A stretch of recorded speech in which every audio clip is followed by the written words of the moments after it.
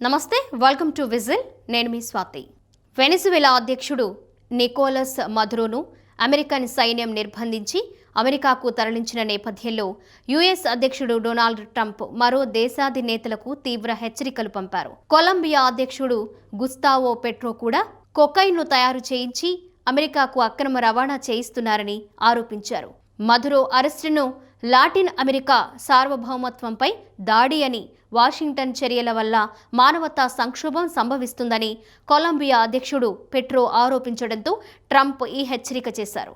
Colombia drugs ఉత్పత్తుల ల్యాబ్లపై దాడులు చేస్తామని ఇటీవల ట్రంప్ ప్రకటించారు. పశ్చిమార్ధగోళంలో తమ ఆధిపత్యమే ఉంటుందని తేల్చి చెప్పారు. చుట్టుప్రక్కల దేశాలన్నీ తమతో సఖ్యతగా ఉండాలని, అవి స్థిరత్వంతో ఉండాల్సిందేనని స్పష్టం చేశారు. మెక్సికో విషయంలోనూ ఏదో ఒకటి చేయొచ్చన్నట్లు ట్రంప్ హెచ్చరించారు. మెక్సికో అధ్యక్షురాలు క్లాడియా షెయిన్బామ్ నుంచి మహిళే అయినా ఆమె తన దేశాన్ని సరైన గాడిలో పెట్టలేకపోతున్నారని విమర్శించారు. మెక్సికోను డ్రగ్స్ ముఠాలు, కార్టెల్స్ పాలిస్తున్నాయని ట్రంప్ మండిపడ్డారు. అమెరికా సైన్యాన్ని పంపించి కార్టెళ్లను ఏరివేయాలా అని షెయిన్బామ్ను తాను చాలాసార్లు అడిగానని, కానీ ఆమె వద్దని చెప్తోందని ట్రంప్ అన్నారు. అటు క్యూబా తమ తదుపరి లక్ష్యమవుతుందని అమెరికా విదేశాంగ మంత్రి మార్కో రూబియో హెచ్చరించారు. ఇప్పుడు తాను ఒకవేళ క్యూబాలో ఉంటే తీవ్రంగా ఆందోళన చెందుతూ ఉండేవాడినని వివరించారు. అమెరికా వెనిజువెలా అధ్యక్షుడు మదురోను, అతని భార్యను బంధించడాన్ని క్యూబా, కొలంబియా, మెక్సికో తీవ్రంగా ఖండించాయి.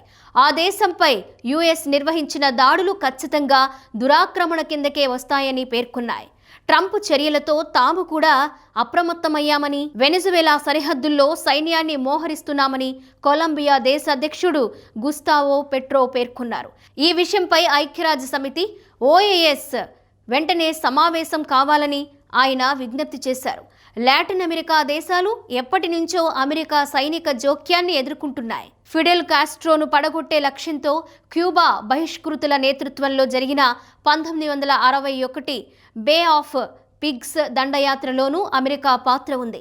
అయితే అది విజయవంతం కాలేదు. ట్రంప్ రెండోసారి అధికార పగ్గాలు చేపట్టిన తరువాత మాట వినని దేశాలను ఆర్థిక ఆంక్షలతో దారికి తెచ్చుకుంటున్నారు. కెనడాను సైతం తమ దేశంలో 51 రాష్ట్రంగా మారాలని సంచలన ప్రకటన చేశారు. డెన్మార్క్కు చెందిన గ్రీన్లాండ్ కావాలని, పనామాకు చెందిన పనామా కాలువ తమది కావాలని పట్టుబట్టారు. పాలస్తీనాకు చెందిన గాజాను సొంతం చేసుకుంటామని ప్రకటించి వెనక్కి తగ్గారు. బలంతోనే శాంతిని స్థాపిస్తామని అంటున్నారు. ట్రంప్ చర్యలను అనేక దేశాలు విమర్శిస్తున్నాయి. అంతర్జాతీయ చట్టాలను ఉల్లంఘిస్తున్నారని మండిపడుతున్నాయి. మరోవైపు వెనిజువెలా అధ్యక్షుడు నికోలస్ మదురోను సంబంధించిన అమెరికా సైన్యం న్యూయార్క్ నగరంలోని డ్రగ్ ఎన్ఫోర్స్మెంట్ కేంద్రానికి ఆయనను తరలించారు. మదురో చేతులకు సంఖ్యలు వేసి ఉన్న వీడియోను విడుదల చేశారు. ప్రస్తుతం ఈ దృశ్యాలు సోషల్ మీడియాలో వైరల్ అవుతున్నాయి. అయితే ప్రస్తుతం మదురోను న్యూయార్క్లోని మెట్రోపాలిటన్ డిటెన్షన్ సెంటర్కు తరలించనున్నట్లుగా తెలుస్తోంది. అయితే దీనిని అత్యంత అసహ్యకరమైంది, భయానక పరిస్థితులు ఉన్న జైలుగా పిలుస్తారు. ఇక్కడ అపరిశుభ్ర వాతావరణం, సిబ్బంది కొరత, ఖైదీల మధ్య హింస, తరచూ విద్యుత్ అంతరాయాలు వంటి సమస్యలు తీవ్రంగా ఉన్నట్లు CNN పేర్కొంది. జైల్లో రద్దీ తగ్గించేందుకు 1990ల్లో ఈ కేంద్రాన్ని నిర్మించారు.